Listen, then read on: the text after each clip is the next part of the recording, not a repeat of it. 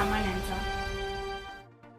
नाशिक शहराच्या म्हसरूळ पोलीस ठाण्यात 2 दिवसांपूर्वी एका रिक्षा चालकाची दगडाने ठेचून हत्या केल्याची खळबळजनक घटना ताजी असतानाच बुधवार दिनांक 19 जून 2024 रोजी रात्री 12 वाजेच्या सुमारास भारतनगर भागात 2 मित्रांच्या वादात एकाची निर्घृण हत्या झाली आहे।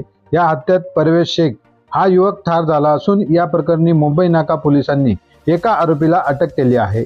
नाशिक शहरात वारंवार होणाऱ्या खुनाच्या घटनेने नागरिक भयभीत झाले असून नाशिक शहराची कायदा सुव्यवस्था ढासळली असल्याचे पाहायला मिळते आहे। शहराच्या विविध भागात खून, दरोडे, मारामाऱ्या, गाड्यांच्या काचा फोडणे असे प्रकार नित्याचे झाले असून त्यामुळे नाशिककर दहशतीखाली वावरत आहेत। पोलिसांच्या माहितीनुसार ही घटना मोबाईल गहाण ठेवण्याच्या वादातून झाल्याची प्राथमिक माहिती समोर येत आहे। दरम्यान या घटनेने भारतनगर परिसरात तणावाचे वातावरण निर्माण झाले असून मुंबई नाका पोलीस या घटनेचा पुढील